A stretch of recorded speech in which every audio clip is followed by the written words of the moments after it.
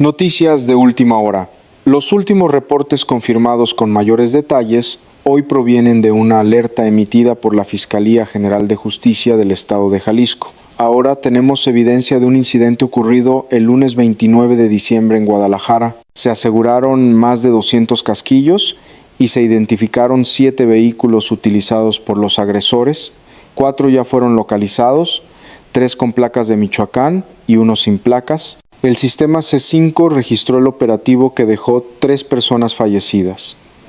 Alberto Valencia, de 57 años, su hija de 16 años y un escolta exmilitar. 4 guardaespaldas más resultaron gravemente heridos. A las 10:30 horas, los establecimientos Topacio y Brillante fueron incendiados durante un lapso de 10 a 15 minutos. Las cámaras del C5 captan un movimiento sospechoso. 7 vehículos convergen desde 3 direcciones hacia el cruce de Avenida Topo con calle Brillante. 3 traen placas de Michoacán, 1 circula sin identificación. Ya identificamos el patrón. Avanzan en formación, cerrando carriles, tomando esquinas, como si cada conductor conociera su sitio exacto, como si lo hubieran ensayado. Los dispositivos asoman por las ventanillas, listos, silenciosos, esperando la señal. Un testigo lo describió después. Esos carros no iban normal, iban coordinados y frenaron al mismo tiempo. En paralelo, la Lamborghini Urus de Alberto Valencia se acerca escoltada por 2 camionetas con 7 guardaespaldas. Quedan apenas 400 metros. Nadie ve el cerco. El cruce se cierra de golpe. Los 7 vehículos rodean el convoy desde todos los ángulos y lo dejan sin aire, sin carril, sin salida. Hay un silencio mínimo, casi quirúrgico. Entonces cae la orden. Más de 30 individuos disparan al mismo tiempo. Dispositivos tipo A-47 y AR-15 impactan la Lamborghini Urus. Los cristales se vuelven polvo, las llantas colapsan, el metal se dobla como papel bajo una tormenta de proyectiles. Los guardaespaldas responden. Uno, exmilitar, cae en los primeros instantes. Otro intenta cubrir la puerta trasera, pero lo alcanzan antes de tocarla. El fuego no afloja. 10 minutos de ráfagas, más de 200 disparos. El pavimento queda sembrado de casquillos, vidrio y sangre. La calle se rompe en pánico. Civiles corren, madres gritan. Comerciantes bajan cortinas metálicas a golpes. Motores aceleran sin rumbo.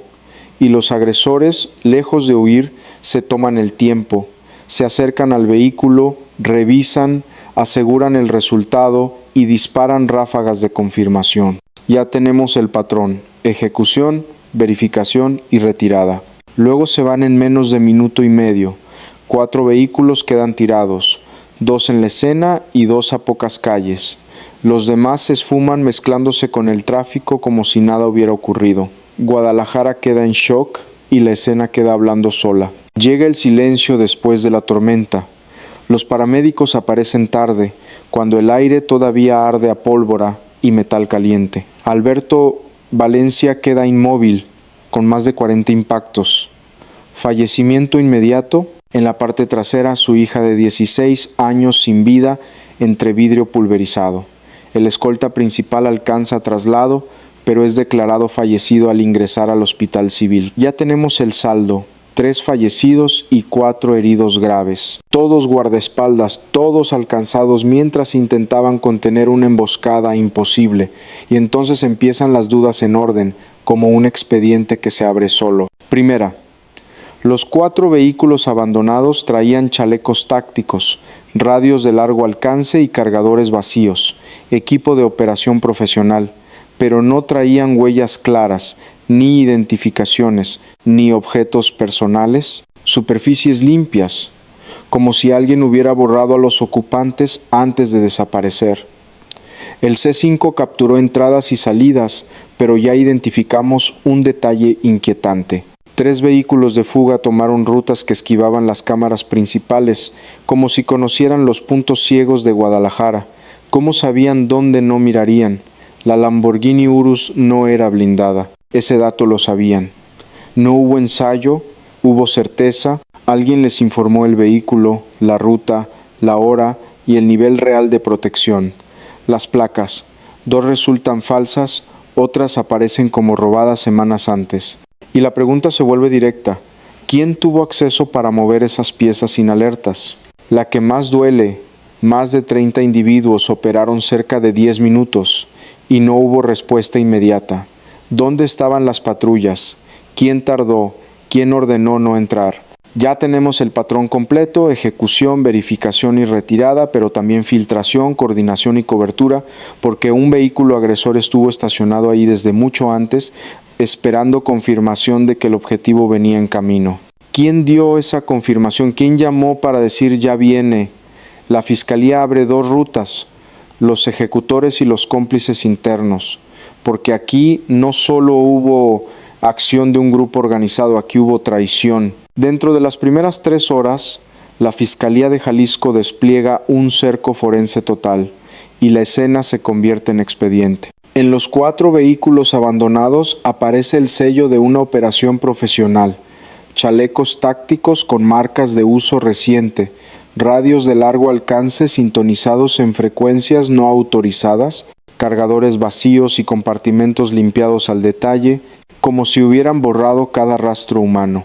En el asfalto, la cifra golpea sin piedad: más de 200 casquillos percutidos, calibres 7.62 por 39 y 5.56 por 45.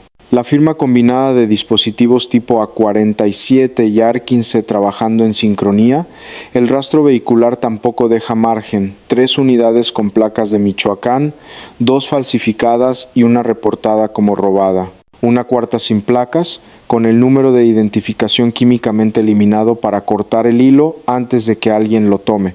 Y entonces entra el C5 como testigo frío. Se ve cómo 7 vehículos convergen hacia el cruce, cómo el bloqueo se cierra, cómo la apertura de fuego estalla al mismo tiempo y cómo la retirada se ejecuta sin tropiezos. 4 carros quedan abandonados como señuelos. Los otros 3 se evaporan por rutas sin cámaras, como si conocieran el mapa ciego de la ciudad.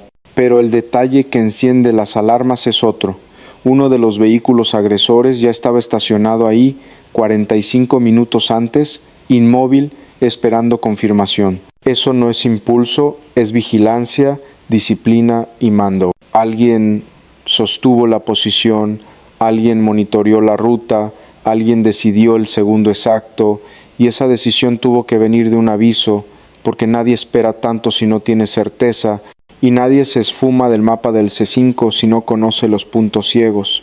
Ahí nace la primera duda que cambia todo. ¿Quién confirmó que Alberto Valencia venía en camino?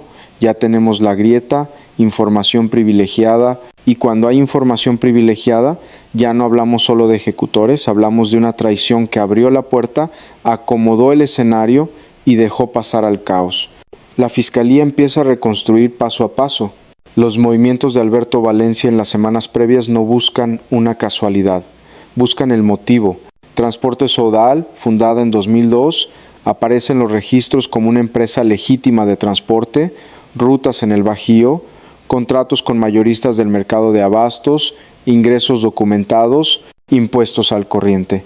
En el papel, todo limpio. En la calle, el aire ya era otro. En las últimas 6 semanas, el patrón se rompe.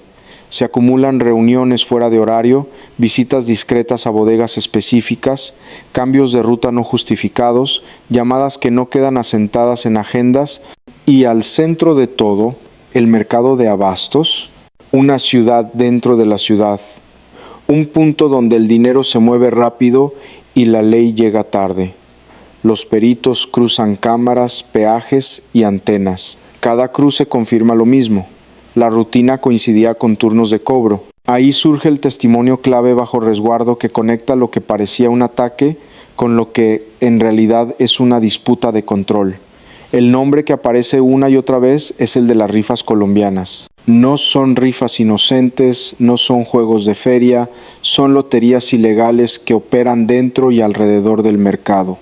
Apuestas diarias, premios en efectivo, 0 control fiscal, 0 registro oficial, mueven millones de pesos al mes, y precisamente por eso valen más que un cargamento, valen territorio. La investigación perfila el mecanismo del grupo.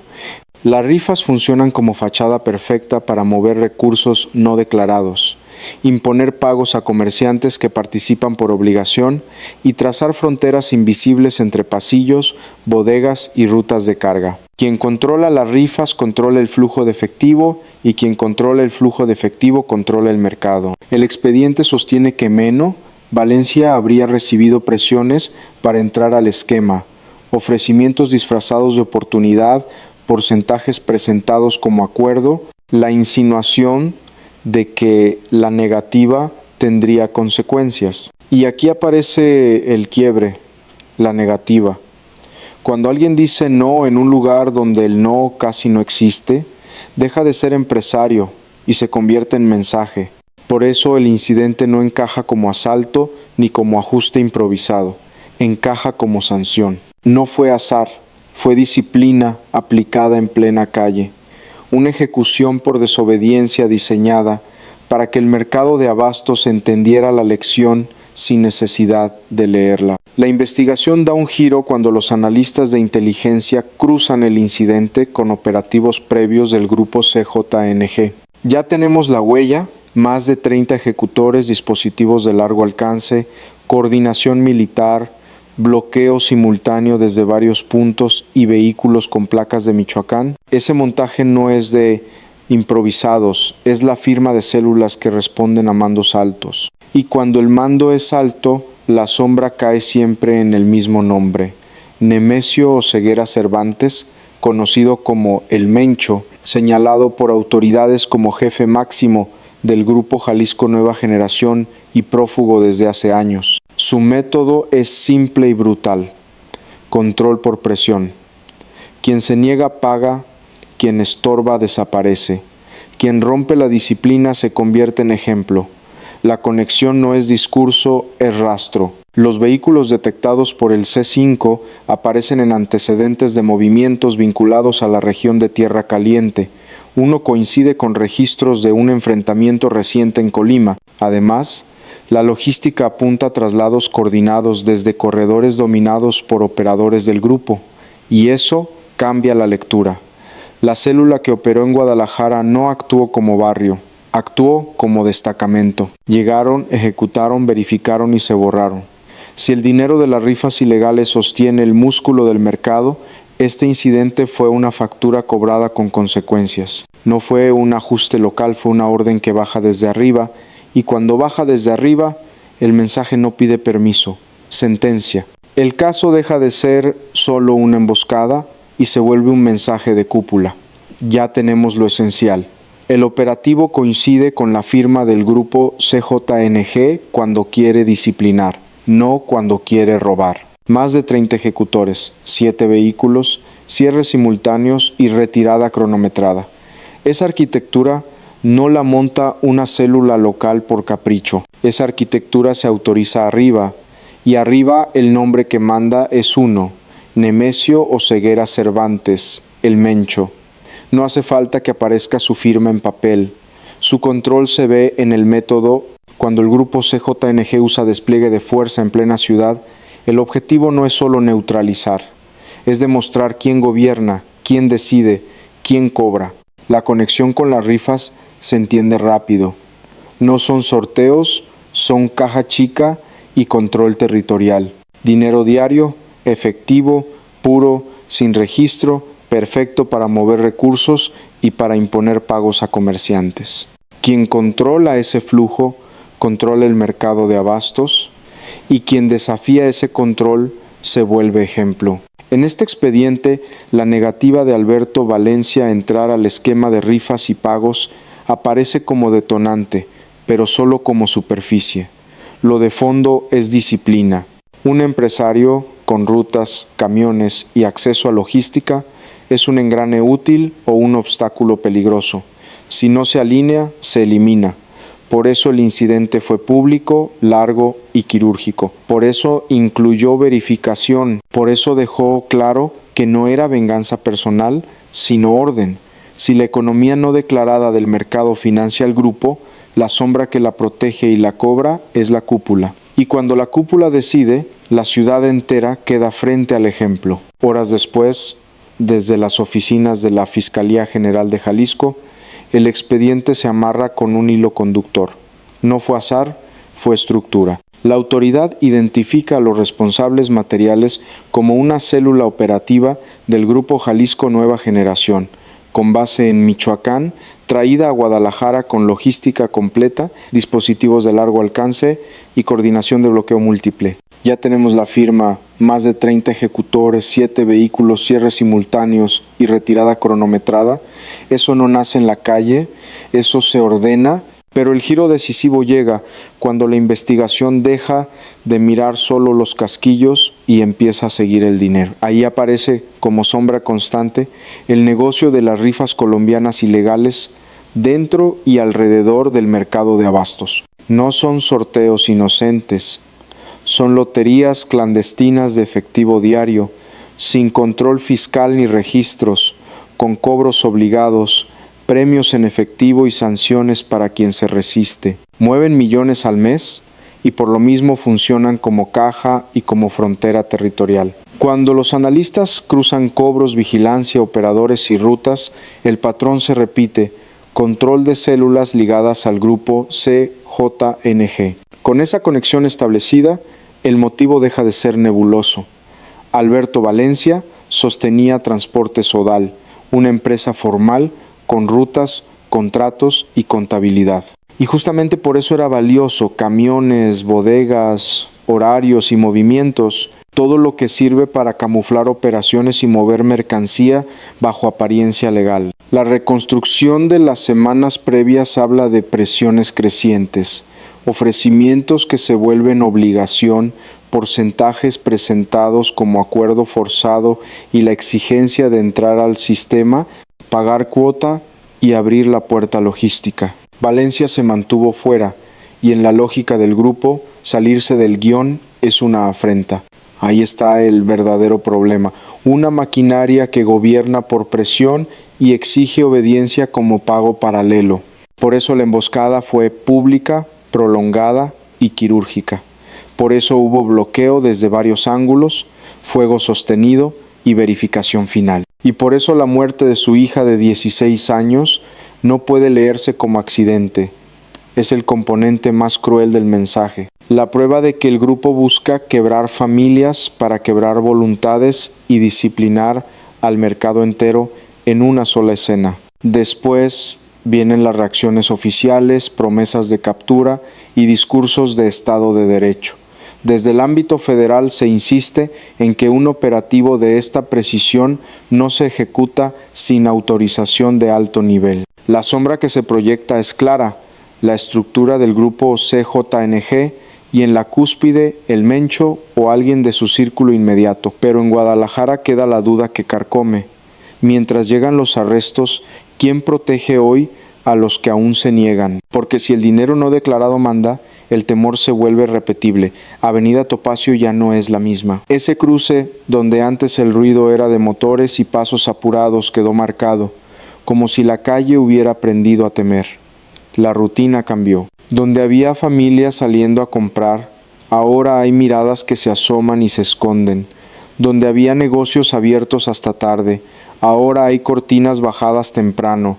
Las patrullas circulan más, pero la sensación no es de calma. Es de recordatorio de que aquí el orden se rompió. Los vecinos no necesitan teorías. Les basta con lo que vieron y con lo que supieron después. Disparos por cientos, carros abandonados como cáscaras, sangre sobre el pavimento y un vehículo de lujo convertido en chatarra. Desde entonces, la conversación se volvió breve. Se habla bajito, se evita sostener la mirada de extraños, se cambia de ruta por instinto, aparecen más cámaras domésticas, más rejas, más candados, y aún así nadie siente que eso alcance. El golpe psicológico no termina en la colonia. Se desplaza hasta el mercado de abastos, ahí donde el efectivo manda y las bodegas amanecen antes que el sol. El incidente se entiende como una lección del grupo CJNG, disciplina a través de la presión. La muerte de Alberto Valencia y de su hija no se procesa como tragedia aislada, sino como aviso para quien intente operar sin obediencia. El mercado, que debería ser comercio, se siente como territorio con reglas impuestas, donde la neutralidad no existe. El temor cambia conductas, el comerciante mide cada palabra, el chofer teme el semáforo, el guardia entiende que puede ser el primer objetivo. El conflicto no solo causa daño, reconfigura hábitos, instala autocensura, normaliza el silencio, vuelve sospechosa cualquier pregunta.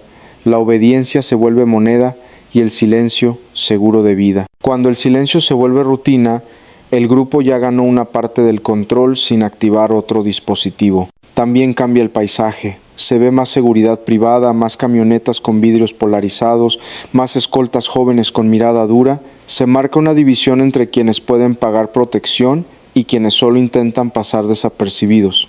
En el mercado, algunos cierran antes, otros recortan rutas, otros dejan de mover mercancía por ciertas avenidas. En Avenida Topacio, los padres aprietan la mano de sus hijos con una urgencia nueva. Y junto con el temor crece la rabia, porque una pregunta flota pesada. ¿Cómo fue posible que un operativo así durara tantos minutos sin una reacción inmediata que lo contuviera? Esa duda contamina cada sirena y cada patrulla. La gente discute ausencia, retraso, filtración. Discute quién avisó, quién miró a otro lado, quién dejó abiertos los puntos ciegos para que la retirada fuera limpia. En ese ambiente, las preguntas se multiplican. ¿Cuántos empresarios más están bajo presión para integrarse a esquemas de cobro y movimiento de recursos disfrazados de negocio? ¿Cuántos ya recibieron la misma exigencia que recibió Valencia? ¿Quién filtró la ruta exacta, el horario, la composición del convoy y el detalle de que el vehículo no era blindado? ¿Serán los ejecutores realmente capturados? ¿O se disiparán como tantas veces entre cambios de placas y corredores de protección? En las conversaciones apagadas del mercado aparece siempre la misma sombra. El mencho, visto no como persona, sino como idea de mando remoto. La percepción es simple. Si esa estructura puede actuar así, entonces controla más de lo que se admite. Y cuando la gente percibe que el Estado llega tarde o llega dividido, el temor se vuelve disciplina y la resignación se vuelve costumbre. Quedan interrogantes que muerden. ¿Habrá detenciones reales o solo nombres en conferencias? ¿Saldrá a la luz la filtración de la ruta o se enterrará con el polvo de la escena? ¿Ya está marcado el siguiente objetivo, esperando el mismo semáforo? ¿Tendrá la ciudad que acostumbrarse a vivir con un temor que se administra como rutina? Guadalajara intenta procesar el horror como puede, con indignación cansada, con duelo silencioso, con la necesidad de seguir trabajando aunque el estómago se cierre. En el mercado de abastos, entre flores y cajas de fruta, surge un rincón de memoria improvisada para el padre y la hija.